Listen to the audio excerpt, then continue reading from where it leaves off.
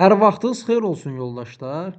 Bugün mən sizə 5 fevral tarixində təşkil olunmuş dövlət qulluğu imtahanından qanunvericilik fənninə aid müəyyən sualların videozahını təqdim edəcəm. Keçək suallara. Birinci sual. Məlumat azadlığı haqqında qanuna əsasən məlumat azadlığının məhdudlaşdırılmasına hansı hallarda yol verilir? Məlumat azadlığının məhdudlaşdırılmasına yalnız Konstitusiyada nəzərdə tutulmuş hallarda yol verilir. Ona görə testin doğru cavabı C bəndidir. İkinci, dövlət qulluğu haqqında qanuna əsasən dövlət qulluqçusunun əsas vəzifələrinə aid deyil. A bəndinə baxaq. Şərəf və ləyaqətinə xələl gətirən məlumatları təkzib etmək üçün xidməti araşdırma aparmaq. Dövlət qulluqçusunun belə bir vəzifəsi yoxdur. Ona görə doğru cavab A bəndi olacaq. Üçüncü, elektron imza və elektron sənəd haqqında qanuna əsasən yanlış olanları göstərin. Burada 3-dən 4-ə baxaq. Deməli, 3-də yazılıb ki, elektron sənədin göndərilmə vaxtının mübahisəyə səbəb olmaması üçün vaxt göstəricilərinin qeydiyyatı xidmətlərindən istifadə edilməlidir. Qanunda yazılıb ki, göndərilmə və alınma vaxtlarının mübahisəyə səbəb ola biləcəyi hallarda vaxt göstəricilərinin qeydiyyatı xidmətlərindən istifadə edilə bilər. Yəni, zəruri deyil. İstifadə edilə də bilər, edilməyə də bilər. Amma burada yazılıb ki, hökmən istifadə edilməlidir. Yəni, zərurət kimi göstərilib. Ona görə 3 səhvdir. Dördüncü, bir qayda olaraq elektron sənədin alınma vaxtı elektron sənədin alanın göstərdiyi informasiya sisteminə daxil olduğu an hesab edilir. Burada bir qayda ifadəsi yanlışdır. Çünki tərəflər arasında müqavilədə başqa hallar nəzərdə tutula bilər. Qanunda da qeyd olunub ki, tərəflər arasında müqavilədə başqa hal nəzərdə tutulmayıbsa. Amma burada yazılıb ki, bir qayda olaraq. Ona görə 4-cü bənd də səhvdir və testin doğru cavabı C bəndidir. Növbəti, etik davranış qaydaları haqqında qanuna əsasən dövlət qulluqçusu tərəfindən etik davranış qaydalarına əməl edilməsi nöqtələr verilib. Həmin qanun müvafiq fəsil nəzərdə tutulmuş tədbirlər görülür. Dövlət qulluqçusu tərəfindən, birbaşa və yuxarı rəhbəri tərəfindən. Ona görə C bəndi doğru cavabdır. 5-ci sual. Elektron imza və elektron sənəd haqqında qanuna əsasən uyğunluğu müəyyən edin. Deməli, sertifikatın qüvvəsinin dayandırılması, ikinci sertifikatın ləğv edilməsi. Deməli, sertifikatın qüvvəsinin dayandırılmasına uyğun gələcək C bəndi. Sertifikatın verilməsi üçün əsas olan məlumatın düzgünlüyünə və imza sahibinin imza yaratma məlumatlarının düzgünlüyünə və imza sahibinin imza yaratma məlumatlarının təhlükəsizliyinə sertifikat xidmətləri mərkəzinin əsaslı şübhələrin olması. Sertifikatın ləğv edilməsinə uyğun gələcək A bəndi, imza sahibi qanunvericiliklə müəyyən edilmiş qaydada fəaliyyət qabiliyyətini itirmiş hesab edildikdə, bu halda sertifikat ləğv edilir. Və D bəndi imza sahibinin imza yaratma məlumatları üzərində nəzarəti itirməsi sertifikat xidmətləri mərkəzinə bəlli olması. Bu da sertifikatın ləğv edilməsinə əsas verən hallardan biridir və testin doğru cavabı 1C, 2AD. 6-cı sual. Etik davranış qaydaları haqqında qanunda ictimai etimadla bağlı təsbit olunmuş müddəalara uyğun deyil. A bəndinə baxaq. Dövlət qulluqçusu xidməti vəzifəsinin yerinə yetirilməsi zamanı birtərəfliyini qorumalıdır. İctimai etimadda belə bir müddəa yoxdur. Ona görə A bəndi doğru cavabdır. 7-ci. Konstitusiya əsasən prezident seçkilərinin ikinci dövrəsi keçirilir. Əgər birinci dövrədə səsvermədə iştirak edənlərin yarısından çoxunun səs çoxluğu toplanmayıbsa, bu zaman ikinci dövrəyə keçirilir. Deməli, burada nə olacaq? Namizədlərdən heç biri səsvermənin birinci dövrəsində səsvermədə iştirak edənlərin yarısından çoxunun səs çoxluğunu toplamadıqda. Daha sonra, Konstitusiya əsasən hakimiyyətin mənbəyi haqqında Konstitusiya maddəsinə dəyişiklik təklifi. Nöqtələr verilir və tamamlamalıyıq. Hakimiyyətin mənbəyi haqqında müddəalara təklif edilməsi təşəbbüsü məhdudlaşdırılır. Yəni bu maddə toxunulmaz maddədir və heç bir halda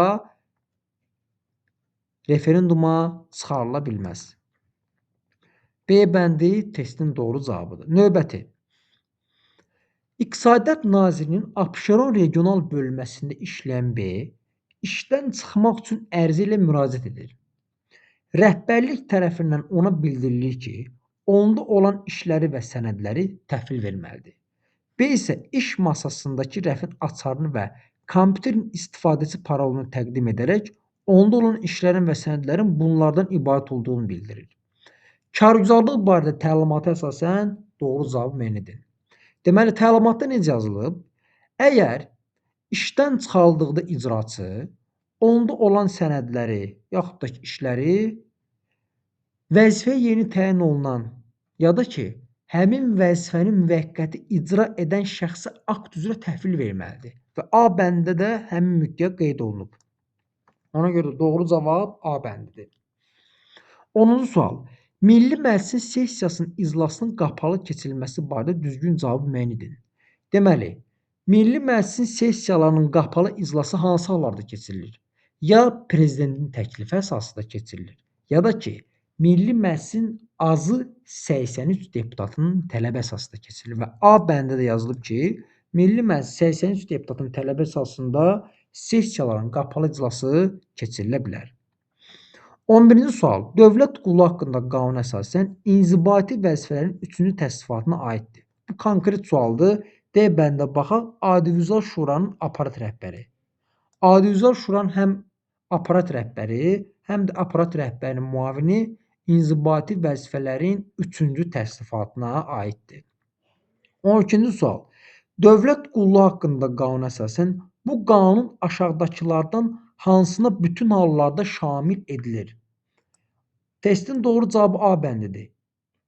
Dövlət qulluğunun xüsusi növün nəzərdə tutulan dövlət orqanlarında çalışan və xüsusi, hərbi və diplomatik rütbəsi olmayan dövlət qulluqçuları. Misal üçün, səfərbərlik və hərbi xidmətə çağırış üzrə dövlət xidmətində hərbi rütbəsi olmayan inzibati vəzifələr tutan dövlət qulluqçuları var ki, onlara bütün hallarda qanun şamil edilir. Amma B bəndində audiovizual şuranın üzvlərinə şamil edilmir. Dövlət orqanlarının tabeliyində olan hüquqi şəxslərin işlərinə şamil edilmir. Onların əmək münasibətləri əmək məzəlləsindən tənzimlənir. Milli Məclisin deputatlarına şamil edilmir. 13-cü. Dövlət bayrağının istifadəsi qaydaları haqqında qanuna əsasən yanlış bəndi seçin. D bəndinə baxaq yoldaşlar. Deməli, D bəndində yazılıb ki, dövlət bayrağı elə qaldırılmalıdır ki, onun parçasının aşağı tərəfi yerdən azı 2 metr hündürlükdə olsun. 2 yox, 3 metr hündürlükdə olmalıdır azı. Ona görə doğru cavab D bəndidir. 14-cü sual. Vətəndaşların müraciətləri haqqında qanuna əsasən, vətəndaşların müraciətləri aidiyyəti üzrə baxılmaq üçün qanunazidd hərəkətindən şikayət edilən müraciətə baxan subyektə göndərmək qadağandır. Müəyyən edilmiş qadağa görə vətəndaşı müraciətə aidiyyəti üzrə göndərmək mümkün olmadıqda C bəndinə baxaq. Vətəndaş qanunla müəyyən edilmiş qaydada məhkəməyə müraciət etmək hüququ izah olunur. C bəndi testin doğru cavabıdır. 15-ci. Məlumat azadlığı haqqında qanuna əsasən məlumat azadlığının həyata keçirilməsinin əsas prinsiplərinə aid deyil. Şəxsiyyətin, cəmiyyətin, dövlətin təhlükəsizliyinin qorunması aiddir. Məlumatın açıqlığı və mübadilə edilməsinin azadlığı aiddir. Məlumatın axtarılmasıdır, əldə olunmasıdır, istifadə olunması, yayılması və qorunması qanunu var. Vətəndaşın məlumat əldə etmə hüququ ilə dövlət maraqlarının uzlaşdırılması bu yoxdur. Bu oxşar cümlə vətəndaşların müraciətləri haqqında qanunda var. Yəni, vətəndaşların müraciət etmə hüququ ilə dövlət maraqlarının uzlaşdırılması. Oxşar cümləni yanlış bənd kimi yerləşdiriblər. B bəndi olacaq testin doğru cavabı. Növbəti sual. Kargüzarlıq barədə təlimata əsasən sənədin razılaşdırılması ilə bağlı doğru bəndi müəyyən edin. Deməli A bəndi təşkilat daxili razılaşdırma təşkilat rəhbərləri arasında həyata keçirilir. Təşkilat rəhbərləri yox, struktur bölmənin rəhbərləri arasında. Sərəncam maddi sənədlərin layihələrində icraçı tərəfindən birinci nüsxədə mətnin birinci vərəqin önündə viza qoyulur. Bu səhvdir. Çünki sərəncam maddi sənədlərin layihələrində icraçı tərəfindən birinci nüsxədə mətnin axırıncı vərəqinin arxasında viza qoyulur. Burada birinci vərəqin önü yazılıb. Bu da səhvdir. C bəndi razılaşdırma qrifi sənədin titul vərəqinin yuxarı sağ küncündə yerləşdirilməlidir. Bu doğrudur.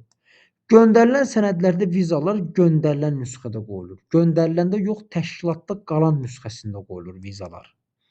Ona görə C bəndi də testin doğru cavabı olacaq. Daha sonra Konstitusiyaya əsasən prezidentin silahlı qüvvələrlə bağlı səlahiyyətlərindən biridir. A bəndinə baxaq. Konstitusiya ilə Milli Məclisin və məhkəmə orqanlarının səlahiyyətlərinə aid edilməyən silahlı qüvvələrlə bağlı digər məsələləri icra qaydasında həll etmək.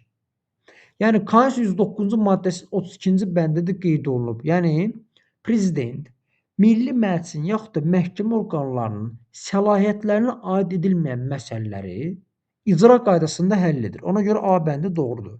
Digər bəndlər niyə səhvdir? Gəlin onlara da baxaq.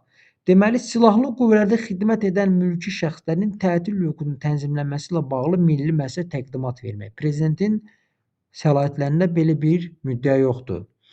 Daha sonra silahlı qüvvələrin təyinatı ilə bağlı olmayan vəzifənin icrasına cəlb edilməsinə razılıq vermək. Ümumiyyətlə, silahlı qüvvələrin təyinatı ilə bağlı olmayan vəzifənin icrasına cəlb edilməsi, razılıq verilməsi məsələsi Milli Məclisin səlahiyyətindədir, prezidentin yox. Prezident Milli Məclisin razılıq əsasında bu məsələni icra edir. Və D bəndi silahlı qüvvələrin ali komanda heyətinin vəzifəyə təyin və vəzifədən azad edilməsi barədə Milli Məclisə təqdimat vermək. Prezident ümumiyyətlə silahlı qüvvələrin ali komanda heyətini vəzifəyə təyin və vəzifədən azad edərkən heç bir subyektə təqdimat vermir və heç bir subyektdən bununla bağlı razılıq alınır və testin doğru cavabı A bəndi olacaq. 18. Korrupsiya qarşı mübarizə haqqında qanuna əsasən hakimlər korrupsiya əlaqədar hüquq pozmaları törətdikdə, cinayət məsuliyyəti yaratmadıqda, korrupsiya qarşı intizam tənbihinin tətbiqi məsələsinə baxılması üçün müraciət verir məhkəmə hüquq şurasına. Yəni komissiya məhkəmə hüquq şurasına bununla bağlı məlumat verir. Deməli D bəndi testin doğru cavabıdır. 19. Dövlət qulluğu haqqında qanuna əsasən doğru variantı seçin. C bəndinə baxaq. Yardımcı vəzifələrin 3-cü təsnifatı üçün ən yüksək ixtisas dərəcəsi dövlət qulluğunun 1-ci dərəcə referentidir. Ümumiyyətlə, yardımcı vəzifələrə xüsusən diqqət yetirmək lazımdır. Çünki demək olar ki, hər imtahan yardımcı vəzifələrdən bir dənə sual salırlar. Növbəti. Bu da situasiya tipli tapşırıqdır. Deməli, Nazirlər Kabineti tərəfindən, yəni Naxçıvan Muxtar Respublikasının Nazirlər Kabineti tərəfindən qəbul edilən qərar Azərbaycan Respublikasının Nazirlər Kabineti qərarına ziddir. Digər tərəfdən, Naxçıvan Muxtar Respublikası yeni konstitusiya layihəsi Azərbaycan Respublikasının Milli Məclisinə Naxçıvan Muxtar Respublikasının Ali Məclisinin təşəbbüsü ilə birbaşa göndərilir. Konstitusiyaya əsasən qeyd edilənlərlə bağlı doğru fikri müəyyən edin. Deməli, burada yazılıb ki, Naxçıvan Nazirlər Kabineti qərarı Azərbaycan Respublikasının Nazirlər Kabineti qərarına ziddir. Ümumiyyətlə, bu yanlışdır. Çünki Naxçıvanın Nazirlər Kabineti qərarı Azərbaycan Respublikasının Nazirlər Kabineti qərarına zid olmamalıdır. Daha sonra isə deyir ki, Naxçıvanın yeni konstitusiya layihəsi birbaşa Milli Məclisə göndərilib Ali Məclis tərəfindən. Naxçıvanın konstitusiyasını Milli Məclisə təqdim edən subyekt prezidentdir. Bu da yanlışdır. Deməli, baxaq variantlara. A-da yazıb ki, Naxçıvan Muxtar Respublikasının Nazirlər Kabineti qərarı Azərbaycan Respublikasının Nazirlər Kabineti qərarına zid ola bilər. Bu səhvdir. Zid olmamalıdır. B bəndi. Naxçıvan Muxtar Respublikasının Nazirlər Kabineti Azərbaycan Respublikasının konstitusiyası və qanunları və prezidentin fərmanları ilə onun səlahiyyətinə aid edilən məsələdə müstəqil olduğundan Azərbaycan Respublikası Nazirlər Kabineti qərarlarına zidd qərar qəbul edə bilər. Bu səhvdir. Ümumiyyətlə zidd qərar qəbul edə bilməz. Daha sonra Naxçıvan Muxtar Respublikası Nazirlər Kabinetinin qərarları Azərbaycan Respublikası Nazirlər Kabinetinin qərarlarına zidd olmamalıdır. Naxçıvan Muxtar Respublikası Konstitusiyası isə Azərbaycan Respublikası Prezident tərəfindən Milli Məclisə təqdim edilir. Testin doğru cavabı da C bəndidir. Deməli yoldaşlar, mart ayında keçiriləcək dövlət qulu imtahanında iştirak edəcək namizədlər bu videoya mütləq şəkildə diqqətlə baxsınlar. Çünki hər biriniz üçün faydalı olacaq və buna oxşar suallar növbəti imtahanlarda istər mart, istər aprel imtahanlarında da düşə bilər.